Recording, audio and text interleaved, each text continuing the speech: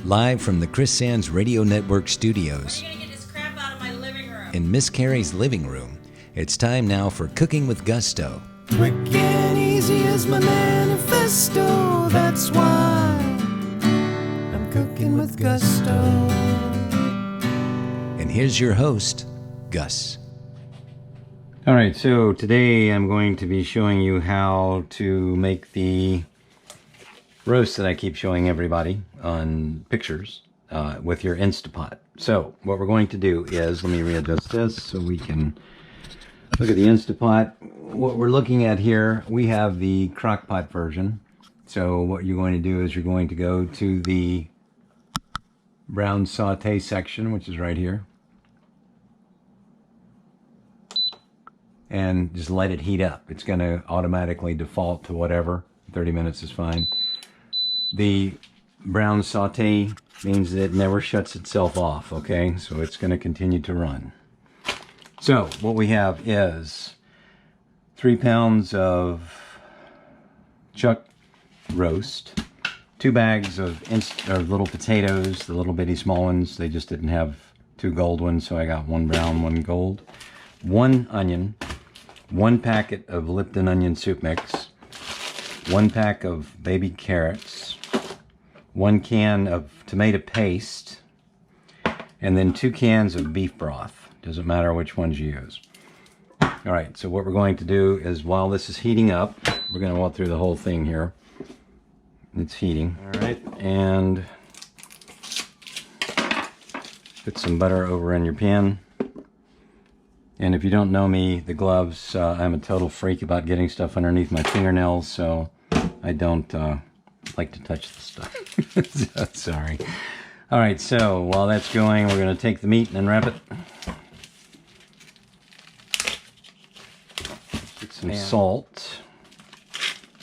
Put it on one side. And then flip it over. Put it in the pan. This thing heats up really quick. Now, it's my understanding when this is on the saute brown mode that it's basically like just putting a skillet on an eye on your stove. That's basically all you're doing, is just browning this meat, okay? And that's cooking away there.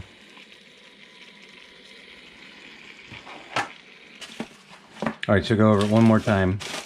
Carrots, 1 onion, 1 pack of Lipton Onion Soup mix, 2 potatoes, 2 beef broths, 1 tomato paste. And this is heating up. And this thing goes really quick. Now, just so you'll know, this entire thing from start to finish takes about 1 hour and 15 minutes, and it'll be the best stew that you've ever eaten. I promise you. So, and this is how quick this goes. This was not preheated. It just goes that quickly. So if you wanted to start this when you got home from work, within 1 hour and 15 minutes after you walk in the door, you would be ready to eat. So, now what I do with these is I wash everything and then I cut all these in half. I just like it that way better. The carrots I leave whole, and I dice the onion. But that's all for later. If you put all of your vegetables in with this when you start the initial pressure cook to cook the meat, the vegetables will be a paste when you get finished. So we're going to cook this once it's finished browning, and once it's completely done, then we add the vegetables back to it, and we go another round. Let's see how quickly that already started browning. I mean, it only takes a couple of minutes to get it going. Now, the original recipe that I saw for this said that it's supposed to brown for like 7 minutes on each side, but you got to remember it's going to cook for 1 hour on high pressure, so it'll still get done. You're not going to be eating raw meat. So, while that's going, we'll go ahead and get this open. The tomato paste.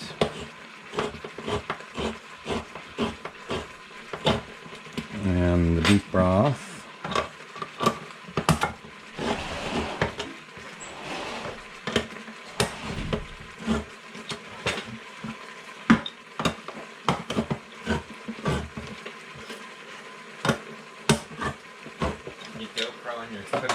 I am. So many people ask me how to make this stew. I thought I would just make a video since it's so quick. So we're going to flip this over again. I apologize, the reason I keep shielding is we have Christmas presents that are out getting wrapped and some other cookies or goodies that Carrie's cooking, and I don't want to expose anybody's Christmas present. It's not wrapped up yet. All right, now it's really rolling here. Flip it over again. Now, these are not traditionally a really tender cut of meat, but it's absolutely not going to matter here because we are going to be let that brown just a little more, but it's not going to matter by virtue of the fact that we're going to be cooking it for such a long period of time. It's going to be perfect.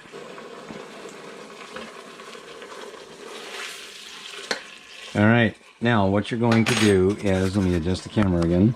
You're going to go back to your Instapot and you're going to hit stop. All right, and then what we're going to do is we're going to go to meat and stew and set this on 60.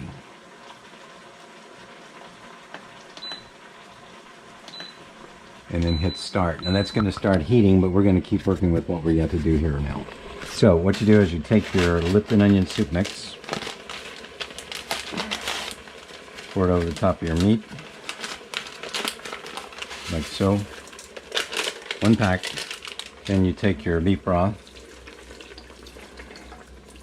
put that in there. That's going to be cooling off the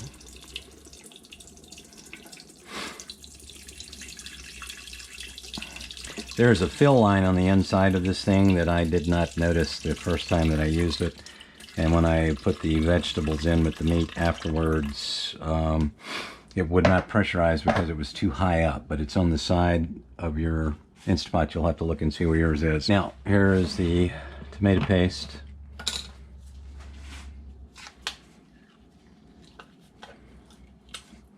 Carrie doesn't really care for the tomato paste part of it. It does give it a different color. And the first time I did it, I put 2 cans in there, and it was actually, you could taste it, and she cared for it. She didn't care for it as much as she did just without it, because once I made it completely without it, and it was different. Still good.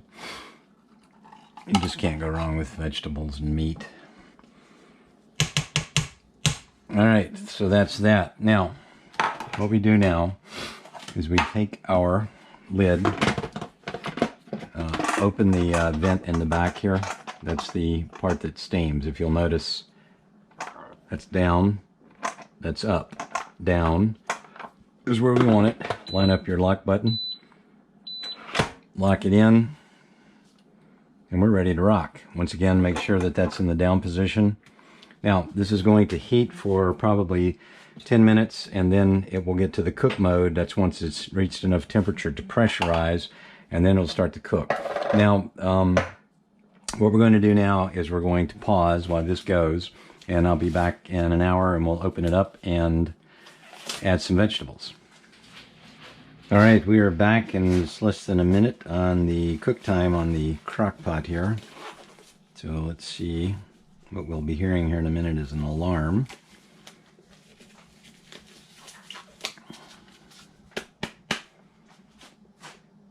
Let's see where we are. Get you up here so you can see. There it goes.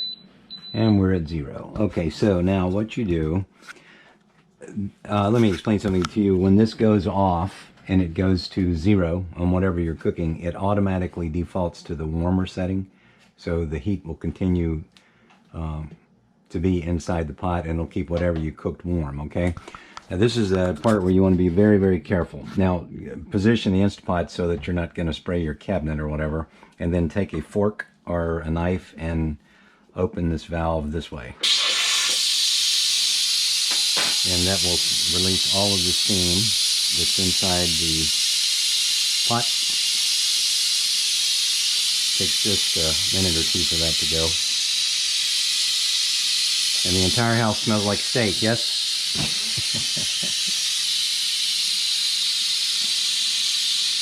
Now, explaining this little bubble valve right here, when this thing is pressurizing, it will then a little bit of heat out of this, even when it's locked down. And then there is a spring-loaded valve underneath it that once the pressure actually builds up in this pot lid, it will depress that to a closed position, And so if you notice the little steam coming out when these things are first heating up, don't panic. That's just what that is, okay? All right, so now what I've got here is a bowl, and what I'm going to do is take the meat out and put it in here so that I can tear it apart. And in this picture right here, I have the 2 bags of potatoes that are all cut up, and also have the onions and the baby carrots ready to go. So almost done. You do not want to remove this lid until that is completely finished binning. We're at the 2-minute mark since it started.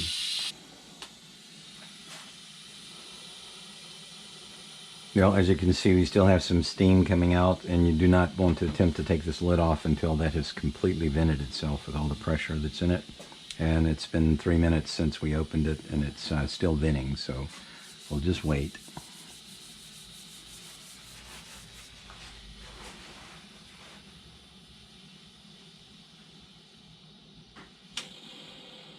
Now the bob valve is opened up. That means that the pressure is released enough that it's let it out. So now it's completely depressurized. And what you're seeing coming out of this is just the steam off the surface of the fluid that's in there. So let's open her up and see what we got here. Open it slowly to unlock and then lift away from you. There we go. And there we have it. All right, now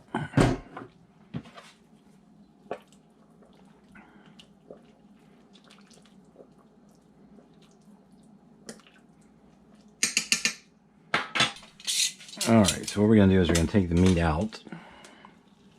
You'll see it's just falling apart.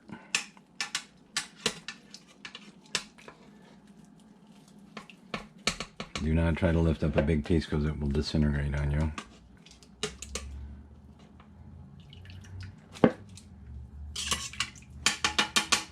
Okay, now what we're going to do is put our vegetables in. Ew.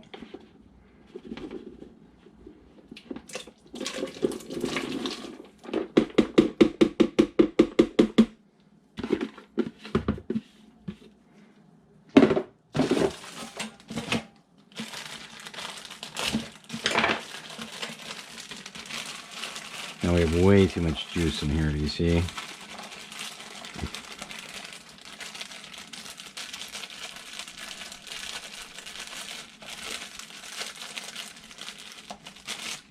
And fold all this together.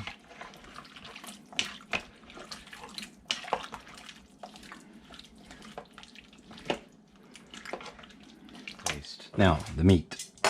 Is that not delicious looking or what? So all we have to do now is just take 2 forks and just shred this up. You don't have to cut anything. Sorry if you're getting steamed out here.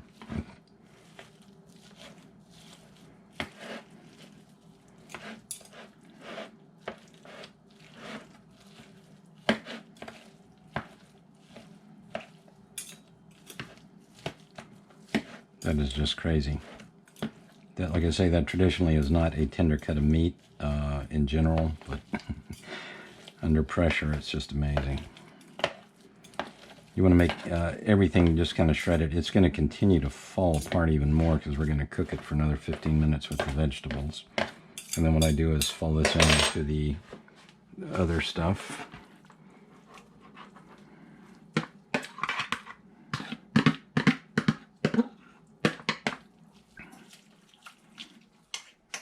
Now, what you're going to want to do is stir this all down real good.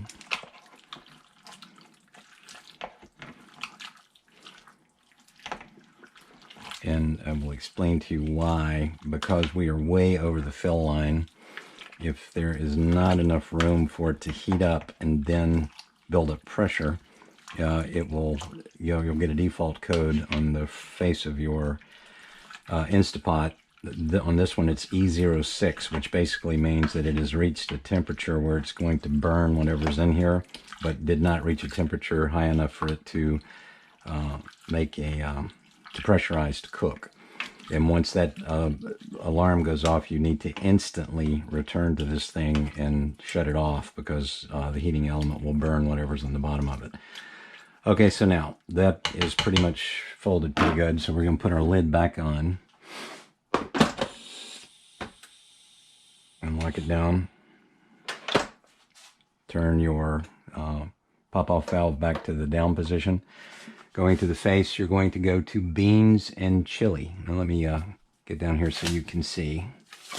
We're going to stop beans and chili, and we're going to set it for 15 minutes and hit start. Now it's going to reheat itself, and it's going to try to repressurize itself. At that setting, the chances of you getting the code that says that it's overheating are pretty low.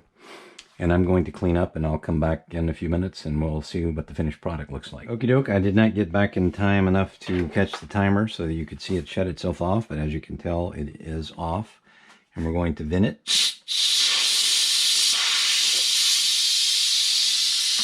I always recommend either using a fork, or I wouldn't even reach it with a towel. I would take a chance on getting my hand close to that steam.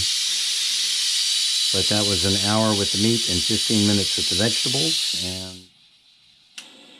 And I don't know if you just heard that, but that was the bobber valve dropping, which means that the remainder of the pressure that was actually holding it in place has now dropped down.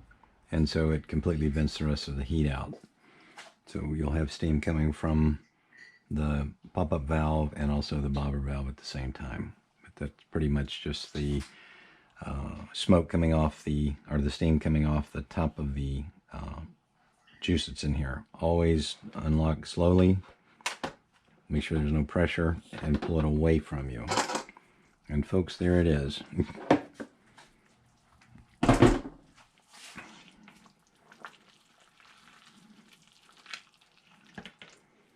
And it's all finished.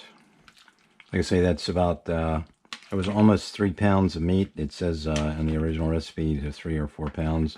This way you get a good taste of delicious meat in each bite. And 2 bags of potatoes, carrots, and 1 white onion. Hope you enjoyed the video. Hope you enjoy the meal.